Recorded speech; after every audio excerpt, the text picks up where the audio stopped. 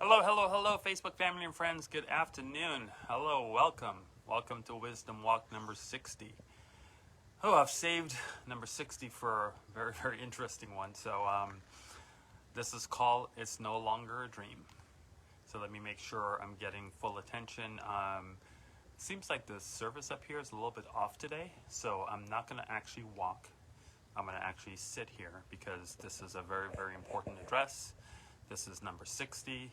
It's very, very powerful. So I think I'm going to stay put so my Wi-Fi can pick up from the house. And I may just go down a little bit though. Let me kind of go down here a little bit. A little further down. Okay, cool. Okay. There we go. Oh, there's a package right there. Okay, we're live. Thanks, Jason. I appreciate it. Okay. So Wisdom Walk number 60. I'm not walking, but you understand, I really don't want to start because I noticed I tried just now and we had a little bit of problems with the Wi-Fi and the signal up here, so I don't want you guys to lose this because this is an important number 60. So it's no longer a dream. It kind of makes me think, and you guys are gonna probably laugh at this, but hey, look, I'm as real and transparent as they come. I just say what's on my mind. I don't prepare speeches. I've never done that. I mean, I've spoken in front of 25,000 people at the Mandalay Bay before, and they ask me, well, can you send the speech that you're going to be talking about? Nope. I don't write speeches because to me, when you write speeches, it's fake. I speak from the heart. I don't know what I'm going to talk about. I just talk about it. So a few things happened in the last few days and it made me kind of think. So it was funny. I was listening to a song and it made me think about this. And I thought I will share that, a couple of lyrics from that song, talking about dreams. And God rest his soul. This is Biggie from many, many, many years ago. The name of the song is called Juicy. And you may want to listen to the first maybe 20 seconds of it. And he talks about he used to have a dream. Then he started watching, I think it says Word Up magazine. Salt and pepper and Heavy D is in the limousine. I think that's the start, the first few minutes of the song. I just thought it was kind of interesting. So I heard that song today. I went, kind of inspired my wisdom walk because it used to be a dream and it's no longer a dream.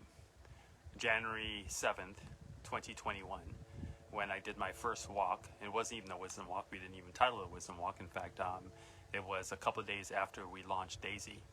And I just walked around the neighborhood and I was talking and I had a pretty big audience and everyone really liked it.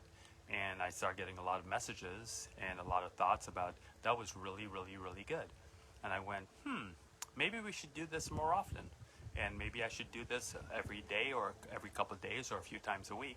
But I don't know what to call it. And a lot of you were sending me different ideas of what to call it. And then I just started thinking, this is some pretty good wisdom. And I'm walking. So we call it a wisdom walk. And here we are, 10 months later? And I did not expect what I'm expecting. It is absolutely no longer a dream. Now, I remember, I've been blessed, knock on wood. I've been blessed my whole life. I came from, some of you that have followed me, I came from a very small country called Trinidad and Tobago in the West Indies. And I came to this country, and this is a land of opportunity. My parents migrated here. You come to this country and you realize that you can be and do anything you possibly want to do in life. Anything. Doesn't matter. And I know a lot of people, again, I do talk about this in some of my wisdom walks and some of the good lives. A lot of people use racism and different things. And, I understand. Look, I get it. I understand it. It's not something I really condone. Yes, do I believe there's racism and prejudices in this world? I absolutely do. I think everybody has prejudices. There's a big difference between prejudices and racism. But I truly believe you can go out and do whatever you want in this great country. And me being black does not stop me from making my dreams come true. A lot of people carry that little chip on their shoulders. Well, I'm a minority, or I'm a woman, or I'm Hispanic, or I'm brown, or I'm black, or I'm yellow, or whatever. And I think they use that as a crutch. They use that as a situation that holds them back. And I was the opposite. I used it as a springboard. I used me being a minority as a springboard because I didn't understand why people treated me differently when I came to the United States. I'm like, we don't have racism in Trinidad. We have socialism. there's either you're rich or you're poor, very little middle class. So I didn't understand because my skin's darker than yours or whatever. That makes a difference. I never got that. And I am really, truly blessed that I experienced that. I experienced that as a little boy. I experienced that very, very young. I remember going to New Jersey first. Perth Amboy is where I landed back in 1977. And we were there for about a year until my dad moved us to California. God rest his soul. The most amazing man in the world. Learned so much from that man. And I didn't understand. I remember having my first pizza in 1977, and never had pizza before. And my cousins took me to this little pizza place in Perth Amboy, New Jersey, and they had some friends there, and I met some people. I mean, I was a kid. I was, young, and I remember meeting some of their friends, and this girl and I kind of got along, and I thought she was really, really cute, and we talked and we were joking, just little kid stuff. And then I remember the next day, we saw them at school, and I tried talking to her, and she acted really, really strange. She's like, it was really weird. I thought something was wrong, and I'm a kid. I don't understand, so I just like, what's going on or whatever. And she pulled me aside, and she said, well, my parents, I told my parents where I was, and they ask about you and your friends and all that stuff, and they don't want me to see you anymore because you're black. And I'm like, huh? What does that mean? I don't understand. I didn't get it. I didn't understand it. And to me, that started my journey. That started the journey of my life, because as I continued on and we moved to California, and I went to Upland High School where there were only 6 blacks in the high school, and people treated me differently. I didn't understand why. It just put I don't want to use a chip on my shoulder, but it put this fire in my belly that I wanted to prove to the world that my skin color has nothing to do with anything. And I wanted to show I can do what any person can do. So actually, some people, I shouldn't say most people, some people look at that as a curse, or some people look at it as a negativity. I look at it as a positivity, because I went out and said, look, I'm going to go prove to the world that I can do and be anything I want to be. And that's what I did. So for the next years, there was something that kind of came into my mind. Everything I do, whether I play tennis, which I wanted to be a professional tennis player one day. Can't wait for the new movie coming out with King Richard. Oh, I can't wait for that. We get to go see it next Sunday at the IPIC Theater. Can't wait. But that's going to be such an inspirational story. But that's what I wanted to be. I wanted to be a tennis pro. Most of you probably don't know that. And I played tennis, and I made sure I was on varsity, and I made sure I was number 1. So everything I did in my life, I had to be number 1. That's just me. There was no such thing as second place. I put in the work. I did what I had to do, and I went for it. And because to me, there's no second place. I do my best. I push hard, and that's what I did. I left high school a year and a half early, midterm, started college before I was in high school. I mean, I just pushed. Then those of you that followed some of my stories, I'll give you the short version of this before I get into finishing Wisdom Walk number 60. But one day in college, my professor was having a conversation about, success and how people can be successful and what you do in life. And I was listening, and I thought it was kind of cool, and I was paying attention. Look, I'm a kid. I don't know. I mean, it surprises me sometimes that people don't realize the things around you and the people around you, how much they affect you and how much they curb the person that you are. But I learned something that day, and I learned something for the rest of my life now, that I use blinders. I put on blinders. I listen to everything, but I have blinders on. Wisdom Walk number 59, I highly recommend you do that. I don't listen to anybody. I listen to me. Now, I take clues from a lot of people. I watch what a lot of people do, but I listen to me. So if you haven't watched Wisdom Walk number 59, I highly recommend you do that. So that day, I remember the professor was talking about success and how things were and everything else, and I thought it was kind of cool, little, meeting or a little seminar or whatever you want to call it, lecture or whatever it is. And it was really interesting because I was lucky enough that my dad bought me, I remember it was a Datsun 210 or 310, Datsun 310. It was a little gold one. Back in the day, that car was like the bomb. And he bought it for me, and I felt like I was all Mr. Hottie driving this little car, and it was kind of interesting. I don't know why I just said that, but anyway. So I was driving it, and I had it. But that day, he also bought a 280ZX, champagne-colored 280ZX with T-tops for my mom. And my mom wanted to switch cars with me that day, so I drove her car. So, of course, I thought that was the hot thing, driving this 280ZX, Datsun 280ZX. For those of you that's real young, it's called Nissan right now. But anyway, so I drove this car. I had the T-tops off, and I got to the parking lot, and I saw the instructor. And I saw him walk into this car, and we were parked in the same parking lot. And I saw him getting to this car. I don't even know what color the car was because it had like 3 different colors on it. And something strange hit me. I went, wait a minute. You just gave a lecture on success. And now, keep in mind, I'm not trying to say, look, Warren Buffett drives the same old beat-up truck, and he's worth how much billion? So I'm not trying to say that, so don't start hating on what I'm saying. I'm just telling you what I feel in my heart. So I'm looking at this car. I'm like, dude, your car is 3 colors, and you just gave a lecture about success. So I'm looking, I'm watching, and it so happened looks like we were driving the same way home. And I kind of course, the 280ZX got a little bit more power than whatever he was driving. So I kind of like hung back a little bit. I just wanted to see where he was driving to. And I'm driving home to Upland, and he's driving, and then I don't know if he was picking up a kid, if this is where he lived. I have no idea, and I've never found out the answer to that question. But in about, 6 or 7 miles, he turned into this apartment complex.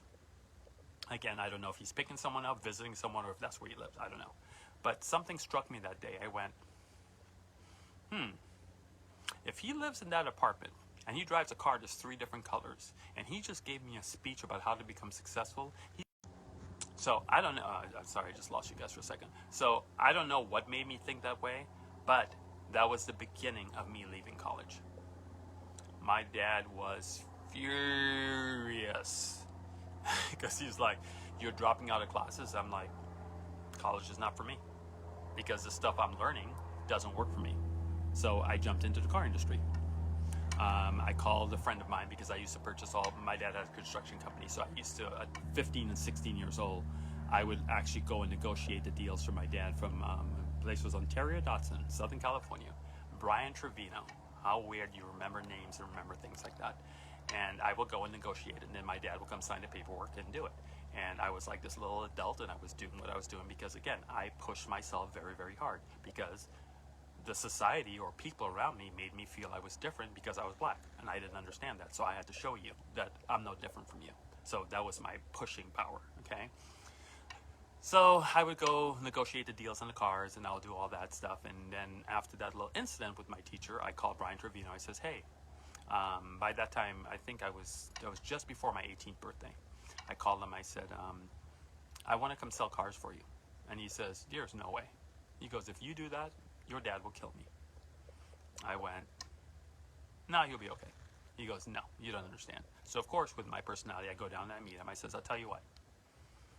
I just turned 18. I remember it was around January. I just turned 18. I said, if I become your top salesperson by the end of the month, I stay. If not, I leave. And we don't have to tell my dad anything. He goes, deal. Well, I'll speed it up. Long story short, I beat everybody. I was the #1 salesperson for the month. I didn't even know what I was doing. But I had motivation. I wanted out of college and wanted out of that thought process because that professor just said everything for me. So I did. Became a top salesperson. Moved from there to a place called Quaid Imports. Became the youngest sales manager for a car, you're going to laugh, called Yugo, because I had manageritis and I sold for like a year and a half.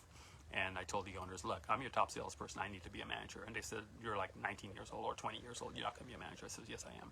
So they were coming out with this little box car called a Yugo. It was sold for $3,990. It was really funny. So they're like, well, let me just give him that store to run and then let him get the manageritis out of him, and then he'll go back to being our top salesperson for the Honda store or Nissan store at that time, or Datsun at that time, and then we'll go from there. So they did. They did. And we ended up being the #1 Yugo store in the world. Not in the country, but in the world. We were selling about 75 of those things a month when the average dealership sold like 5. So, of course, I got their attention. Now, all of a sudden, they're like, could you run our Honda store? Because the Honda store was your biggest store. So I ran the Honda store. And that lasted a little bit. Then I went to Mercedes-Benz, became the #1 Mercedes-Benz dealership in the country at House of Imports. because everything is about number one. Then Mercedes-Benz contacted me and tried to get me to own my own store. I was going to do a deal with Magic Johnson. That didn't work out. Ronnie Lott, that didn't work out. Because it's kind of funny, sometimes things don't work out, but they work out for a reason. I'm glad they did. So fast forward a little bit, got into my own businesses, and finally left the car industry from buying locations to go into a multi-level marketing company, which I never knew what it was. I thought it was a pyramid, because that's what the mindset is. Okay, so jumped into a company called World Leadership Group. Didn't know anything. I thought it was a pyramid. Look, recruit this person, must be a pyramid. But I got involved. What I really liked about it and what I saw when the person, it was a waitress, her name is Phoebe Lowe, that told me about it at Olive Garden. And I wasn't even married to Lisa at that time. And we're just dating. Got involved in that. And what I saw when I went to the website was lifestyle. I saw that people were in Hawaii in the middle of the week. And I'm in the car business putting in 70, 80, 90 hours a week. It was horrendous. After having 2 kids, couldn't see them. I'm going to speed up so you guys, I'm getting there. I'm getting to it's no longer a dream, trust me, okay? Because this is number 60, this is important. So I did that, and we became number 1 in that company. Out of 250,000 people. I'm sure some of you have seen my lives in my office. I have all the accolades and the walls, and the whole walls, all 4 walls are wallpapered with accolades. We made millions and millions of dollars. But I hated the fact that only the top people made money. And that's where the mindset of it being a pyramid happens. But it's not true. It's that whoever works hard, it doesn't matter who's on top, because I wasn't next to the owner. I had about 9 or 10 people between me and the owner of the company. I passed all of them because I outworked them. So it's not a pyramid. Corporate America is a pyramid. And again, I talk about that in my Wisdom Walk. Corporate America has an owner, and that's a pyramid. Okay, but you can go look at my Wisdom Walks. I'll explain that more. I don't want to go into detail of that. So did that, did very, very well.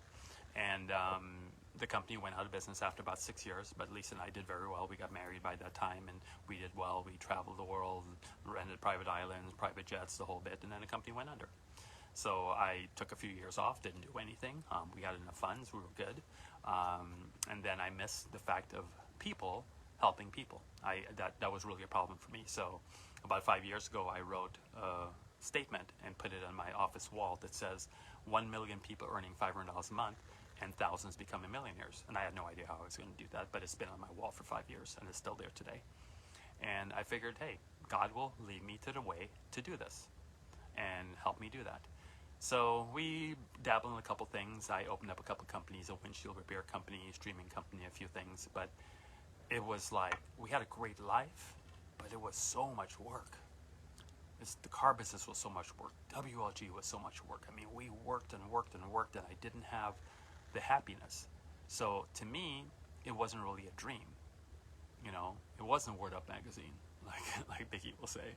Salt and pepper and what is it? Salt and pepper and whoever in the limousine, whatever. Anyway, the words are kind of funny. I crack up every time I hear that song. Juicy from Biggie. But it wasn't real happiness because I worked so much. Then, you guys know the story. Then COVID hit. And my buddy Rabu Gary tells me about his company. I had 3 companies running at that time. We were making good money, but I was working. I was flying different places. I was working. I mean, I had to work. So, but the money was good. Life was good, but I still had to work. And then he told me about his new investment group that he's going to be doing. And I didn't believe him. And about 6 months went by. And I saw him buying his second Lamborghini. And I went, I'm going to call him, congratulate him on the Lamborghini. Then he said he was going to call his Lamborghini he bought for his wife, Daisy. And I'm like, what's Daisy? So he told me. So I did my research. So I looked at my research, and this was December 28th, 2020 is when he told me about Daisy. So then I looked at everything because I'm one of those people that if I look at something and want to do something, I'm all in. When I run, and I run hard. I run hard. Like, I'll tell you right now, and I don't do this anymore, but if we are going to do business together, I can guarantee you one thing. You may be more charismatic than me. You may be smarter than me. You may be better looking than me. One thing you will not do, you can't outwork me. I will die on a treadmill. Now, I don't do that anymore because I'm fully retired. But when I was engaged, there is no way in the world you will outwork me. Period. Nobody can outwork me, and I'm not being egotistical of that, because I will put in 3 days straight with no sleep. Look, the queen will bring me food. I'll have food and a bathroom break. That's how I ran our companies, and we killed it. So that came around, and then I went, we have money put away. Life's really good. This may be the dream I'm looking for. I may be able to get 1 million people and help them make $500 a month, and many of them become millionaires. So we started this quest early January 2021. And I started looking at all these different phases and all these different things I did. I knew it wouldn't work unless I put Wisdom Walks in. I knew it wouldn't work unless I put mindset trainings in. Because no matter what I show you an opportunity, if you don't have the right mindset, you won't get it. You won't understand it, and you will lose a massive, massive situation. So I knew the mindset training was going to be the number one portion. So we did that, and this is why I'm doing another one right now. This is my Wisdom Walk number 60, even though I'm not walking. Okay, so we did that. We jumped in, and I remember first week, couple weeks, was making like $150, $200 a week, sometimes $300 a month, $400 a month, and then we started adding more and more phases. And then I started climbing. Then it was like, babe, I mean, $300, $400, $500, that doesn't even put gas in the boat. I'm like, okay, I'm just going to keep going. I'm going to keep pushing because I believe in this. We're going to add more phases after, because I know one thing. Millionaires have 7 income streams. That's what the average millionaire has. At that point, we had about 15. I went, well, look, if they could be a millionaire at 7, what can I do if I add some time? Because the only difference between what I was doing in January and today is time difference. Because everything has a compound. And I'll give you an example. I've said this many times. I can give you $1 million cash, or I can give you a penny a day compounded for 30 days. Which one do you want? Well, a lot of smart people go, oh, you give me the $1 million right now before the month's up? No, you can't. You can sit there and talk whatever you want to talk, knock yourself out. You can't. You ain't, unless you know crypto real well, then you could probably turn it anyway. I'm not even going to go there. So $1 million or 1 penny doubled every day for 30 days. So the 1 penny doubled every day for 30 days comes out to about $5.3 million. So in my mind, I'm thinking, if I can get myself to 15 income streams, and this is January, let it compound. See what happens when it compounds. February will come, March will come, April will come, May will come, June will come, and if I keep doing it, it's going to compound. And sometime soon, it's going to be something special. So, I'm getting close to closing, by the way. Thanks for you guys' patience. So now, I'm probably about 24, 25 income streams. I don't even know. I lost count. So I'm looking and I'm counting and I'm going, this is no longer a dream. Because number one, I have people like Noli Lee that tells me, hey, I used to make $100. I was making $100 on Social Security or whatever she's on, or food stamps or whatever, and now her life's completely changed. I have dozens of people that have retired. I have a good friend of mine, I won't name his name, has made about $10 million or millions of dollars since, I don't think it's quite 10, I think it's more like 5 or 6 since I've helped him. I have some friends that's made 400,000, 1.2 million, 300,000. I have some friends that's made 4 million. And I'm thinking, the dream's coming true. Then we decided we're going to have this little social club. The difference with multi-level marketing is we don't have any fees. We don't have any monthly payments. We don't have anything. But the major difference is every single person that follows my lead is making money. That's a beautiful thing. 100%. Not 99. 100%. So I'm like, wow, this is going great. So I keep compounding and compounding. Our rules are simple. You may not fully understand this yet, but if you join our social group, you'll find out. So our rules are simple. Number one, don't invest what you can't afford to lose. Because I'm not an investor. I'm not a investment advisor. I don't tell people what to do. Oh, wow. Oh, wow. I just got a notification that Mint is up 22%. Wow. It's been up 300% in the last 7 days. Just got another 22%. I'll tell you what that means in a minute. Holy wow. I just got a message. Just popped up. Anyway, so I just lost my trend because I saw that and I went, I just calculated in my brain real quick what that just meant, and I'll explain that to you in a second. But I don't even know where I am because that really, really threw me off. Anyway, so, oh, wow. So anyway, so compounding, and it kept going and going and going. And then here I am now in November, and something amazing happened to me on Sunday. I kept sending my queen screenshots, and this is the part of what the meeting is all about. This is I've been speaking for a long time, and this is what it comes down to. So I started sending her screenshots since Thursday because Envy opened his own token, and I helped a few more friends open their own tokens, and we started the ride about 9-10 days ago. And I started sending her screenshots, and she kept saying to me, "I just don't understand. I don't get it." Now, the screenshots I was sending her equates to about us making between $10,000 and $15,000 an hour. Not a day, not a month, but an hour. Now, I don't know if you can wrap your head around that, but I think Elon Musk makes, I think he makes $1.7 million an hour. I may be off on my math. I remember I did study that. I think it's 1.7. It's probably more now because he's worth $391 billion. So I would probably say he's probably more like $2 or $3 million, maybe $4 million an hour is what he makes. So my little 10 to 15,000 hours is nothing. But the difference between him and I is I can go everywhere I want to and he can't. But we'll leave that. I did a live on that the other day. But the most important part to me was on Sunday when my queen came to me and she says, "It all finally clicked." She says, "I get it now. I understood it before, but it clicked. Something just clicked in me that cryptocurrency is the world now." Yes, it is. Now, some of you may think I only invest in cryptocurrency. I don't. I made 1.82% on $50,000 worth of gold yesterday. That's not bad. Day before, I made 1.76%, almost averaging 2% a day.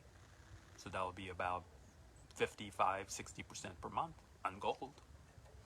Also have an Amazon store. Opening the second one starts next week. Also have a Walmart store. Also have silver and gold. Also have all kinds of stuff. I can just go on and on and on. So it's not only crypto because I diversify and I teach diversification. So in closing, it's no longer a dream because I couldn't even spend the type of money we're making right now. And it's not about the money anymore. It's about giving back. I have posted on my Facebook page many times, if you have more than you need, which we do, you don't build a bigger fence. You build a bigger table. And that's what we do. Our table is extending and getting bigger every single day. And that's what we do. We're a bigger and bigger table. And all I owe you guys is two things. I owe you an opportunity and proof that it works. Someone just messaged Envy is now at 7.21. That is just amazing. I didn't even know. We started 1 penny 10 days ago. Today's day 10 at 1 penny, and now we're at 7.21. You know how many people got rich off that? And just for the haters that don't understand, I don't make money because they make money. I bought the coin just like they did. I don't own the coin. It's on mint. It's a mint coin. So if I don't buy the token, I don't make money. Just like if you guys don't buy the token, you don't make money. It's not like I'm making money off people's back. That's not how blockchain works. You need to educate yourself if you don't understand, because we all have to put in the work. The difference is you have to put in the work to understand what I've created. I put in all the work to create everything I did. Now I sit back and do nothing because I have to do nothing all day. And making $10,000-$15,000 per hour feels pretty good, but it doesn't feel as good as if you guys get it. So I'm hoping Wisdom Walk number 60, it's no longer a dream, wakes a lot of you up. And I'm here for you. The Queen normally surprises me, but she just told me I'm going to my favorite place. One of my favorite places. Actually, my favorite place is really Maldives, which we go in April, and Dubai, but going back to Miami, or actually Fort Lauderdale, for my birthday next month. And I just got an email about before I did this live from the yacht company that a couple of the surveys checked out really well. So getting close to purchasing the yacht. Don't know if it's going to happen. Still don't know. I'm taking my time because those things are pretty expensive if something's wrong. So I'm doing my due diligence and taking my time. And the only person who knows if that yacht's going to be in our future is God. And look, He protects me more than you know. Protects me more than you know. So I don't stress about it. I don't stress about things I can't control. I know what I control on a daily basis, and that's what I do. Okay? So, as Biggie said, I used to have a dream that I used to watch Word Up magazine, Salt and Pepper and whoever in the limousine. I can't remember what it is. And life goes on. Yeah, I know Jason's way slower than my other boat, but this is a yacht with 3 bedrooms. I'll get a fast boat too, trust me. I'll have both. But hey, a yacht going 50 miles an hour, that'll be the fastest yacht out in Miami, I'll tell you that. So that'll be pretty cool because, you know, I like speed. That's why I just bought that new little Aston Martin, and it does 201 miles an hour. I don't think I'll ever take it to 200 miles an hour, but it's nice to have it there. So anyone, I appreciate you guys. Love you all. Thank you for all the support. I am so happy to see you guys winning. I'm so happy to see the coin winning. I'm so happy to see my friends and family changing their mindset. You don't even have to invest in this because you don't even have to. Don't invest. Just follow the mindset. Do the wisdom walks. Start a wisdom walk number 2 because there's no wisdom walk number 1 because that was just kind of me walking around. So I actually named it wisdom walk number 2. There, and go all the way to this one. You'll be surprised what you'll learn. Take care, everybody. Love you all. I cannot tell you how sweet life is to watch you guys win. So keep winning. Love you all. Have a great rest of your day. Bye-bye.